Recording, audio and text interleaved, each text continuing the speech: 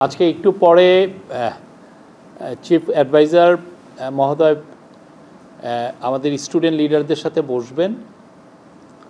আর আগামীকাল এবং তার পরের দিন আগামীকাল উনি বাংলাদেশের সমস্ত পার্টির সাথে মেজর পার্টিগুলোর সাথে যারা সবাইকে উনি ইনভাইট করেছেন, একটা ডায়ালগ হবে আর কি, তাদের সাথে কথা হবে এটা।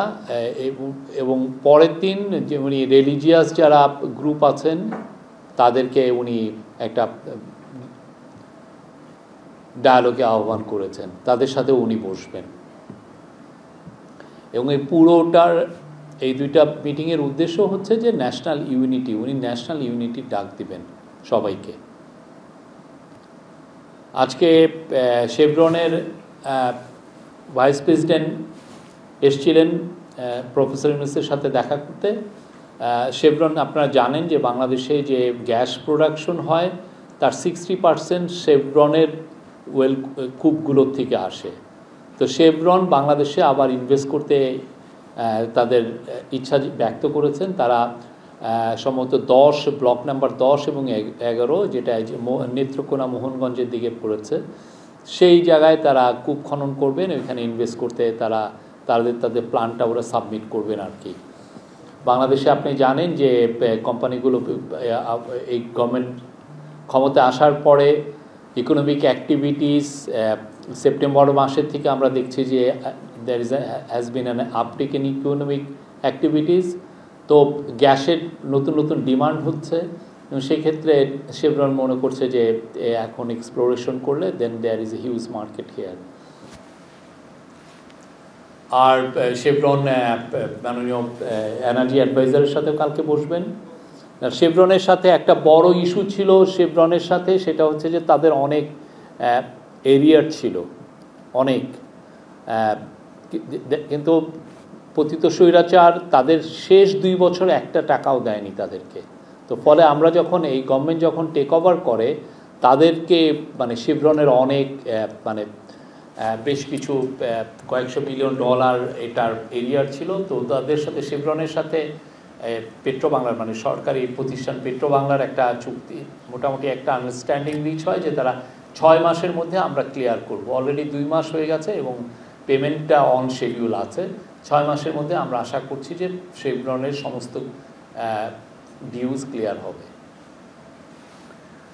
চিফ অ্যাডভাইজার শেভরনকে বলেছেন আরও এক্সপ্লোরেশন অ্যাক্টিভিটিস করতে।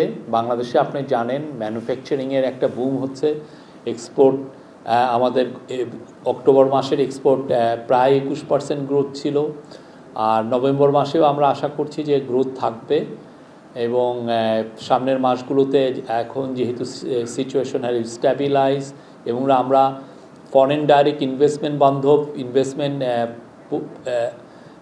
রেজিম আমরা ইনভেস্টমেন্টের আমরা পলিসি করছি, অনেকেই ইন্টারেস্টেড। আপনি জানেন যে এক্সিলারেটের যিনি গ্লোবাল সিইও তিনি এসেছিলেন, এসে তাদের ইচ্ছাটা ব্যক্ত করে গেছেন যে বাংলাদেশে তারা ইনভেস্ট করবেন।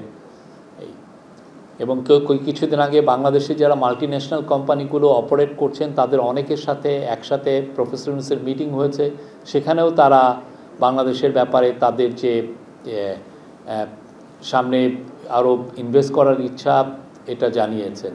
এবং কিছু কিছু ক্ষেত্রে তারা ট্যাক্সেশনের বিষয়ে এবং কিছু কিছু ক্ষেত্রে তারা সাজেশনও দিয়েছেন। তো আমাদের আপনি জানেন যে পুরো ইনভেস্টমেন্টকে অ্যাট্রাক্ট করার জন্য বিডাকে ঢেলে সাজানো হয়েছে। একজন মাল্টি ন্যাশনাল ব্যাংকার ছিলেন বাইরে, উনি পুরো ইনভেস্টমেন্টের এই বিষয়গুলো ভালো জানেন, তাকে নিয়ে আসা হয়েছে। তারপরে প্রফেসর ইউনূস একজন স্পেশাল এনভয় নিযুক্ত করেছেন, যিনি পুরো এই বিষয়গুলো দেখছেন ইন্টেন্সিভলি। ওনারও বাইরে ট্রেনিং, বাইরে ইনভেস্টমেন্ট ব্যাংকিংয়ের কাজ করেছেন, বিদেশি ইউনিভার্সিটিতে উনি পড়িয়েছেন। তো আমাদের এখন একটা খুবই শক্ত এবং ব্রিলিয়ান্ট একটা টিম আছে যারা এই ফরেন ডাইরেক্ট ইনভেস্টমেন্টকে অ্যাট্রাক্ট করার জন্য নিরন্তর কাজ করে যাচ্ছে। Any other question please?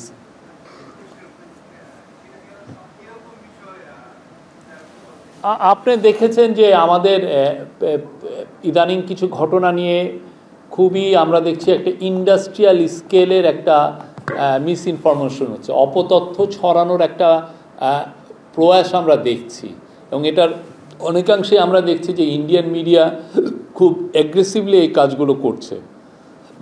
তো সেইটার জন্য আমাদের আসলে এটা জাতীয়ভাবে ঐক্য তৈরি করে আমাদেরকে বলতে হবে যে তোমরা আসো, দেখো কি হচ্ছে, এবং অ্যাট দ্য সেম টাইম আমাদের জাতীয় ঐক্যটাও ধরে রাখা। আমাদের জাতীয় ঐক্যটা এইখানে খুব জরুরি, কারণ আমাদের দেশকে নিয়ে এক ধরনের মিস ইনফরমেশন ছড়ানো হচ্ছে। আমাদের দেশের ইমেজের একটা প্রশ্ন আছে এখানে। তো আমাদের দেশকে নিয়ে আমরা সবাই মিলে সবাই ঐক্যবদ্ধভাবে আসলে এই মিস ইনফরমেশন ক্যাম্পেইনের বিরুদ্ধে আমাদেরকে নামতে হবে। আমি এবার আমাদের পত্রিকাগুলোকেও আহ্বান করব, তারা যেন এই যে বাংলাদেশকে নিয়ে যে কি ভয়ানক ধরনের মিথ্যা ইনফরমেশন ছড়ানো হচ্ছে সেগুলো যেন কমব্যাট করে, তারাও যেন, এটা একটা জাতীয় দায়িত্ব আমরা মনে করি।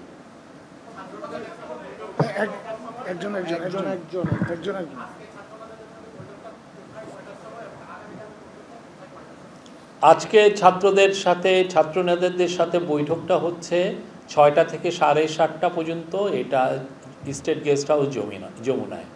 আর কালকের এটা সম্ভবত, আমার এখনও টাইম ফিক্স হয়নি, সম্ভবত 4টায় এটা হবে এই ফরেন সার্ভিস একাডেমিতে।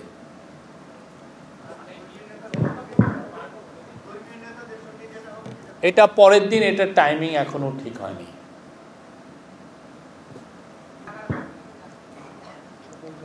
এটা কালকে আপনারা দেখবেন কারা কারা থাকবেন। আজকে ছাত্রনেতা যারা আছেন অনেকে আসবেন, যারা বৈষম্য বিরোধীতে ছিলেন, যারা আন্দোলনে ছিলেন, আন্দোলনেতে ছাত্রদের সব গ্রুপই ছিলেন, তো তারা যারা লিডিং ফেজগুলোতে থাকবেন। শুধুমাত্র বৈষম্য বিরোধী তাই না, আরও আপনারা দেখবেন, একটু পরেই দেখবেন, আপনারা একটু পরেই দেখবেন।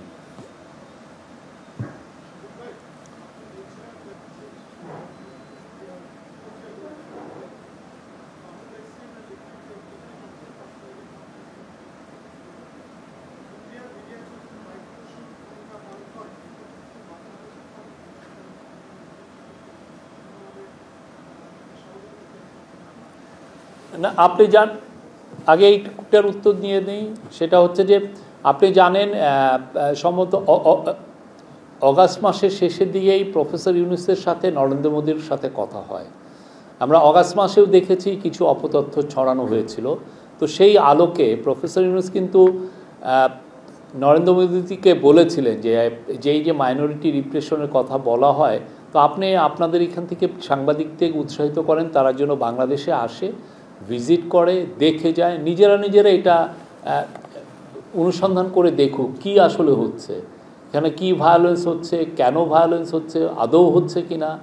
হ্যাঁ, আমরা তো আমাদের সাইডের যেগুলো কথা আমরা তো বলছি নিরন্তর, কিন্তু একটা অনেক ক্ষেত্রে যেমন মনে হচ্ছে যে আমরা বারবার বলছি, আমি নিজে ইন্ডিয়ান, আমি আমার কলিগ, আমরা ইন্ডিয়ান মিডিয়ার সাথে কথা বলছি, তাদেরকে আহ্বান করছি যে আপনারা আসেন বাংলাদেশে, যে নিজেরা ভিজিট করে যান।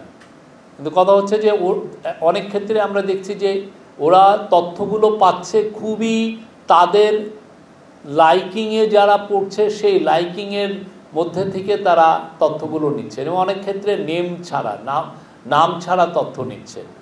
এবং অনেক ক্ষেত্রে সাইটেশন হচ্ছে বাংলাদেশ হিন্দু বৌদ্ধ খ্রিস্টান কাউন্সিলের রিপোর্টকে। আপনারা জানেন যে নেত্র নিউজ দেখিয়েছে যে বাংলাদেশ হিন্দু বৌদ্ধ খ্রিস্টান কাউন্সিলের রিপোর্টটা ডিস্টর্টেড।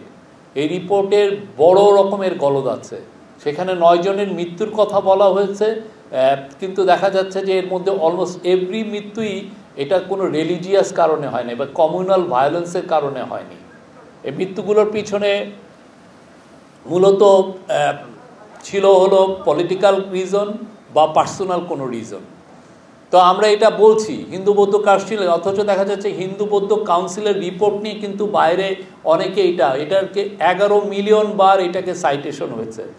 আনফর্চুনেটলি বাংলাদেশ হিন্দু বৌদ্ধ খ্রিস্টান কাউন্সিল সোফার তাদের রিপোর্টটা নিয়ে নিত্য নিউজ যেই রিপোর্টটা করলো সেটাকে কাউন্টার করার মতো একটা স্টেটমেন্ট দেয়নি। তারা এটাও বলেনি যে না, ওকে আমরা রিভিজিট করি, আমরা যে রিপোর্টটা করলাম সেটা আমরা দেখি।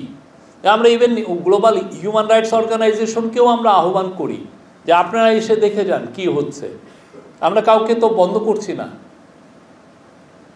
আমাদের ওপেননেস আছে, আমাদের সমস্ত অ্যাক্টিভিটিসে আমরা খুব ট্রান্সপারেন্ট, আমরা সবাইকে বলছি দেখেন। কিন্তু কথা হচ্ছে যে আপনি অনেকের ক্ষেত্রে অনেকে চোখ কান নাক বন্ধ করে মুখ ও বুধিরের মতো থেকে না সে যেটা বলছে সেটাই সত্য। আমরা বারবার বলছি কিন্তু আমাদের কথাটা অনেক ক্ষেত্রে দেখা যাচ্ছে যে সে তারা শুনেও না শোনার ভান করছেন।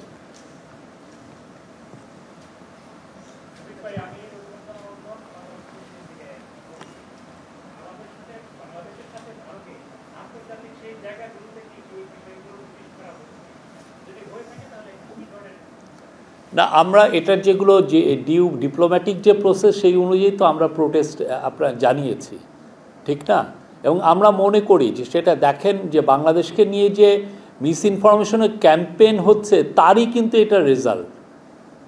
ওইখানে এক ধরনের মানে পুরো এইটাকে সামনে রেখে যে বাংলাদেশে এটা এক ধরনের ভয়ানক কিছু একটা হচ্ছে তাকে রিয়াক্ট করতে যে এই লোকগুলো মানে পুরো এটার জন্য আমি দায় চাপাবো ইন্ডিয়ান মিডিয়াকে।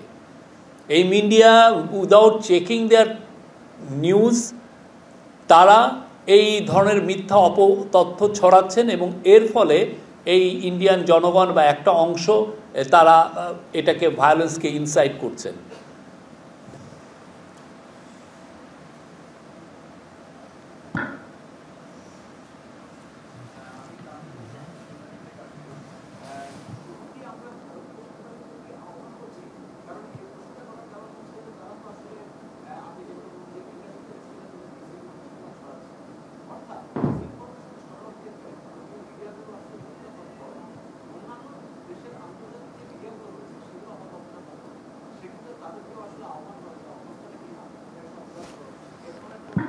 আমরা অলরেডি সবাইকে, আমি নিজে বিবিসির সাথে কথা বলেছি, আমি সিএনএনের সাথে কথা বলেছি, আমরা সবাইকেই বলছি এবং অনেকে এসছেন এবং অনেক ভালো ভালো রিপোর্টও হয়েছে। কিন্তু কথা হচ্ছে যে পুরো জিনিসটা আমরা দেখছি যে ইন্ডিয়ান মিডিয়া আসলে আগেই ডিটারমাইন করে রেখেছে এখানে কি হয়েছে। হ্যাঁ, তো এখন আপনি যদি আগে প্রি ডিটারমাইন আপনার স্ট্যান্ড থাকে যে এখানে এটা হচ্ছে তাহলে তো আর সত্যিকার অর্থে কথাও তো বেশি এগোনো যায় না। বাট আমরা গ্লোবালি সমস্ত মিডিয়াকে ইনভাইট করছি, আপনারা এই আসেন দেখে যান বাংলাদেশে কি হচ্ছে।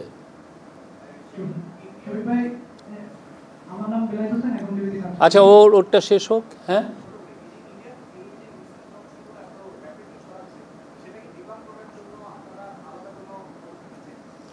এটা যদি আমরা যেটা করছি যে যারা যারা এগুলো করছে তাদের সাথে আমরা কথা বলছি, আমরা আমাদের স্টেটমেন্টও আমরা দিচ্ছি, এই ডিপ্লোম্যাটিক চ্যানেলেও কথাবার্তা হচ্ছে।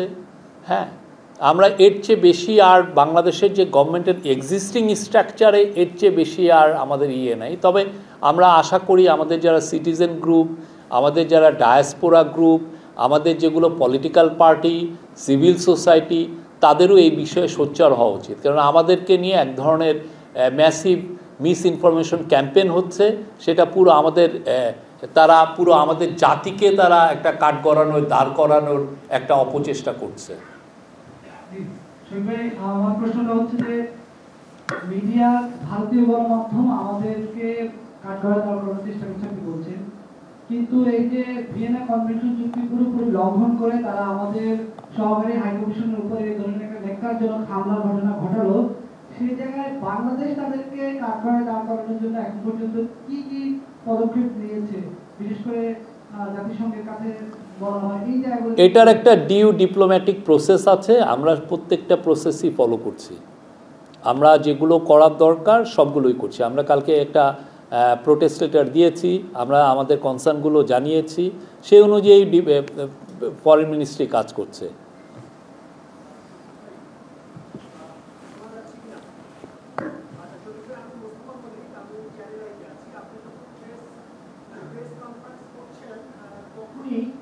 আপনার ভারতীয় হাইকমিশনার প্রণয় ভার্মা কিছুক্ষণ আগে যেটা বলেছেন, আমি কোট করছি, আমাদের মধ্যে বিস্তৃত সম্পর্ক আছে যে আমরা এক ইস্যু নিয়ে বসে থাকতে পারি না, আমরা গঠনমূলক সম্পর্ক চাই, আর অনেক কিছু বলেছে। একটা জায়গায় বলেছে আমরা বলেছেন আমরা অন্তর্বর্তী সরকারের সাথে কাজ করতে আগ্রহী, আমরা দুই দেশের শান্তি, নিরাপত্তা ও উন্নয়ন